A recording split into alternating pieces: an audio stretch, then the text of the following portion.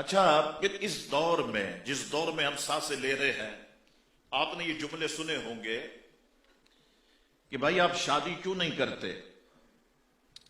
میں پہلے سیٹ ہو جاؤں تو پھر شادی کروں گا۔ اب سیٹ ہونے کا مقصد کیا ہے کہ ڈیفینس میں اس کو بنگلہ مل جائے، اس کی تنخواہ 5-10 لاکھ روپے ہو جائے، اس کے پاس قیمتی گاڑی آ جائے۔ یہ تو آپ زندگی لگا دیں گے، کبھی آپ شادی نہیں کر سکیں گے، کبھی سیٹ ہی نہیں ہو سکیں گے۔ اور سیٹ کا لفظ کہاں پر ہم سنتے ہیں کہ جب بندے کو دفنایا جاتا ہے، منہ کعبے کی طرف کیا جاتا ہے، تو قبر میں اترنے والا کہتا ہے سیٹ ہے، باہر والے کہتے ہیں ہاں سیٹ ہے۔ اس وقت بندہ جا کر کے سیٹ ہوتا، اب یہ سیٹ ہے۔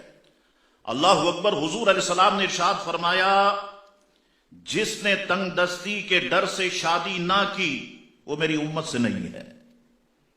تنگ دستی کے ڈر سے جس نے شادی نہ کی وہ میری امت سے نہیں ہے۔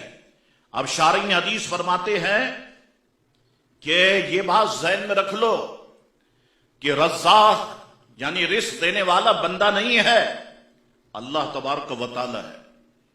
شوہر کمانے والا ہے، کھلانے والا نہیں ہے، کھلانے والا اللہ ہے۔ شوہر مزدوری کے لیے باغ دوڑ کرنے والا ہے، پالنے والا نہیں ہے، پالنے والا ہے تو اللہ ہے۔ فرماتے صرف غربت اور مفلسی کو دیکھ کر شادی نہ ٹالے، تھوڑی آمدنی بھی ہو تو اللہ اور اس کے رسول کے بھروسے پر شادی کر لے۔ آگے فرماتے زیادہ شان، جشن اور موٹی آمدنی کے چکر میں نہ پڑے۔ اچھا مجھے بتاؤ، جتنے بیٹھے ہو میں آپ سے پوچھتا ہوں، شادی کو مشکل کس نے بنایا؟ میں آپ سب سے پوچھتا ہوں، کیا اسلام نے شادی کو مشکل بنایا؟ لوگ ہمارے پاس جب ربیع الاول شریف کا مہینہ شروع ہوتا ہے، بینر لگتے ہیں، پوسٹر لگتے ہیں، پمفلیٹ تقسیم ہوتے ہیں۔ صاحب حضور کے دور میں تو میلاد نہیں منایا گیا، ابو بکر صدیق کے دور میں نہیں منایا گیا، فاروق اعظم کے دور میں نہیں منایا گیا، حضرت عثمان غنی کے دور میں نہیں منایا گیا، مولا علی کے دور میں نہیں منایا گیا، اب منایا جا رہا ہے۔ اس کا ثبوت دیں، جھنڈوں کا ثبوت دیں، جلوس کا ثبوت دیں، اس کا ثبوت دیں۔ اچھا شادی کے موقع پر آ کے کوئی نہیں پوچھتا کہ شاہ صاحب یہ 5 لاکھ کی شیروانی جو میں پہننے لگا ہوں عامر عدنان کی یا دیپک پروانی کی، یہ ذرا ثابت، یہ قرآن اور حدیث سے ثابت ہے اتنی مہنگی شیروانی پہننا؟ جب اپنے مطلب کی بات آئی تو دین کو ایک طرف رکھ دیا۔ اب کوئی پوچھنے نہیں آتا اسلام نے کب کہا کہ دولہے کی 5 لاکھ کی شیروانی ہونی چاہیے؟ اسلام نے کب کہا کہ دلہن کا 7 لاکھ کا شرارہ یا غرارہ ہونا چاہیے؟ اسلام نے تو نہیں کہا، ہم نے مشکل بنا دیا۔ اور کتنا مشکل بنا دیا ہم نے شادی کو کہ پہلے تو سوچنا پڑتا ہے۔ آپ 1 سال پہلے تو ہال بک کریں گے، اور ہال اگر آپ جائیں وہ سگنیچر لان اور یہ سارے آپ اس طرف چلے جائیں تو یہ 8 لاکھ سے 12 لاکھ، اس کے بعد آپ کا کھانا، اس کے بعد جو خرچہ لگے گا شادی پر، کپڑوں پر اور یہ ساری چیزوں پر آپ کے سامنے ہے۔ اس کے بعد آپ دیکھیں کہ پھر نئی نئی رسومات جو داخل ہو رہی ہیں، کبھی تو اس کا ہم نے تصور بھی نہیں کیا ہوگا، یہ برائڈل شاور کیا ہوتا ہے، ہم نے تو کبھی نہیں سنا، لیکن آ گیا۔ ایک تقریب ایسی آ گئی کہ جس میں دن میں تقریب ہوگی، جتنے لوگ آئیں گے وائٹ شلوار کرتا پہن کے آئیں گے، بلیک چشمہ پہن کر کے آئیں گے، یہ ہو گیا۔ شادی ہال میں جیسی دلہن داخل ہوتی ہے ساری لائٹیں بند کر دی جاتی ہے، گویا دولہے کو بتایا جاتا ہے بیٹا تیری زندگی میں اندھیرے ابھی سے ہی شروع ہو گئے۔ کیا ہوا صاحب؟ میں اچانک بیٹھا ہوا، کیا ذکر ہونے والا ہے؟ کہا نہیں شاہ صاحب، اب یہ نیا طریقہ آیا ہے، اب وہ اسپاٹ لائٹ پڑے گی اور اس میں دلہا دلہن جو ہے وہ داخل ہوں گے۔ پہلے گانے چلتے تھے، چلو داخل ہو رہے، پھر جب مذمت کی تو اب جو ہے وہ اللہ تبارک و تعالیٰ کے نام، اللہ اکبر، اس کو ہم سنتے ہیں، حیران ہو جاتے ہیں کیا ہو رہا ہے، ہمارا معاشرہ کس طرف جا رہا ہے، ہم کس طرف لے کر کے جا رہے ہیں۔ یاد رکھو دوستو، میری یہ بات ذہن میں رکھو کہ کیا سمجھتے ہو آپ، یہ ساری چیزیں کر کے آپ رشتہ داروں کو خوش کر لیں گے؟ جتنے شادی میں لوگ آئے آپ سب کو راضی کر لیں گے؟ سب خوش ہو جائیں گے؟ آپ کسی کو بھی راضی نہیں کر سکتے. دیکھو میں آپ کو مثال دیتا. ایک کروڑ پتی آدمی ہے, کروڑ پتی آدمی میریٹ میں اپنی بچی کی شادی رکھتا ہے, ٹھیک ہے, آپ سب کو دعوت دیتا ہے. آپ جب ادھر پہنچتے ہیں تو دیکھتے ہیں کہ 52 ڈشز رکھی ہوئی ہے, سب رکھا ہوا ہے, آپ مزے لے کر کے کھاتے ہیں.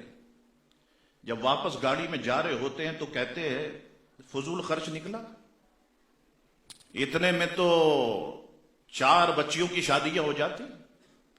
پیسہ دکھانا تھا نا, اس لیے 5 اسٹار ہوٹل میں رکھا, ہمیں بلایا تو اس نے تو ہمیں ذلیل کیا, پیسہ دکھایا, کھایا آپ کا, پیا آپ کا, اور گالیاں بھی آپ کو پڑ رہی. چلو دوسری طرف دیکھتے, کروڑ پتی آدمی ہے, 5 اسٹار ہوٹل میں شادی رکھتا ہے, صرف زردہ بریانی رکھتا ہے, لوگ کھائیں گے, کھانے کے بعد کیا کہیں گے, کنجوس نکلا.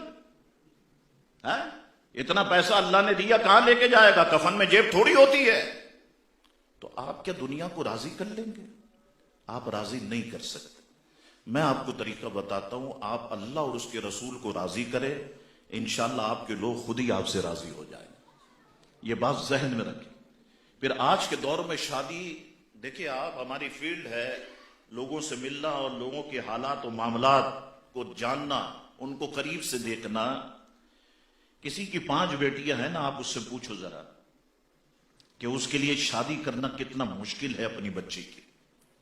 وہ کہاں کہاں سے پیسہ پکڑ کر کے شادی کرتا. یہ ساری پٹیاں عورتیں پڑھاتی ہیں, یہ بھی کرنا, یہ بھی کرنا, یہ بھی کرنا ہے. اگر اس کی اس طرح سے شادی نہیں کری پھر دوسرے کی بھی نہیں ہوگی, پھر تیسری کی بھی نہیں ہوگی, یہی پٹیاں پڑھاتی. اللہ اکبر, اس نے قرض لے کر کسی نہ کسی طریقے سے شادی کر دی. اب کھانا لگا ہوا ہے.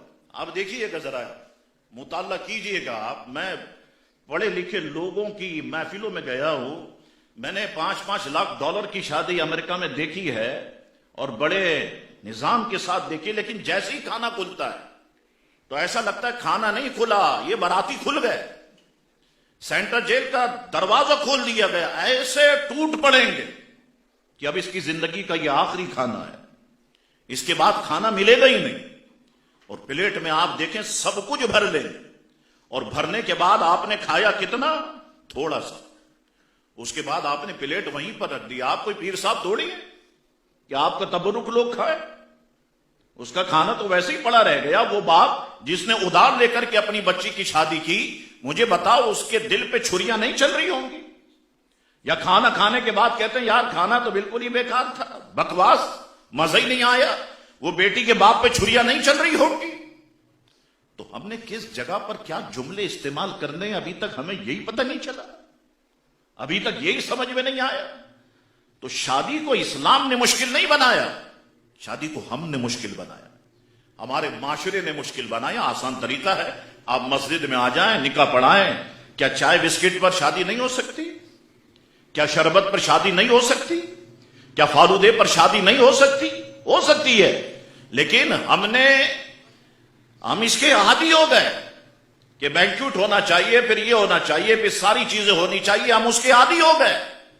لوگوں, جب ہم نے برائی کو شروع کیا ہے تو اسے ختم بھی تو ہم ہی کو کرنا پڑے گا, ہم ہی نے اپنا قدم آگے بڑھانا ہوگا. میں آپ کو بتاتا ہوں, میں ملاوی کے گورنر ہاؤس میں موجود تھا, تو وہاں 1-2 افراد بیٹھے ہوئے تھے اور ان سے میں نے یہی گفتگو کری. تو ان میں سے ایک نے کہا, کراچی کا بہت بڑا تاجر تھا, اس نے مجھ سے کہا شاہ صاحب جو آپ نے بتایا انشاءاللہ میں اس پہ عمل کروں گا. پھر اس نے اپنے بچے کی یا بچی کی شادی کی تو ساتھ میں 4 غریب بچیوں کی شادی کی, اور لوگوں کو اس نے جس طرح یہ دری بچھی ہوئی ہے, چاندنی بچھی ہوئی, اس طرح زمین پر بٹھا کر تھال میں اس نے لوگوں کو کھانا کھلایا, صرف زردہ بریانی. کہنے لگا شاہ صاحب بس آپ کی بات میرے دماغ پر لگ گئی.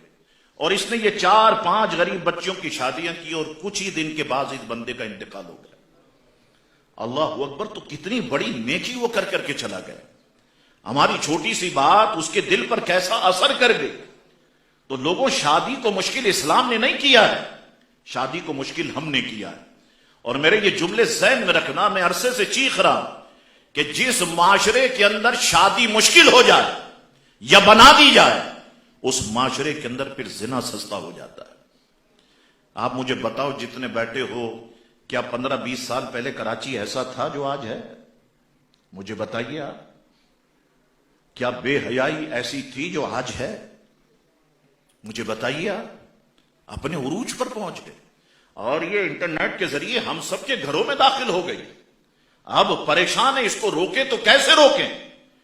اس کو روکنا ہوگا تو اپنی بچیوں کو سیرت آمنہ پڑھانی ہوگی، اپنی بچیوں کو سیرت خدیجۃ الکبریٰ پڑھانی ہوگی، اپنی بچیوں کو سیرت سیدہ فاطمہ و عائشہ رضی اللہ تعالی عنہن ہم نے پڑھانی ہوگی۔ اللہ اکبر، اپنے بچوں کا تعلق مسجد سے ہمیں جوڑنا ہوگا اور دین کے قریب لانا ہوگا، تبھی ہم اپنے بچے اور بچیوں کو ان برائیوں سے روک پائیں گے، ورنہ ہم نہیں روک سکیں گے۔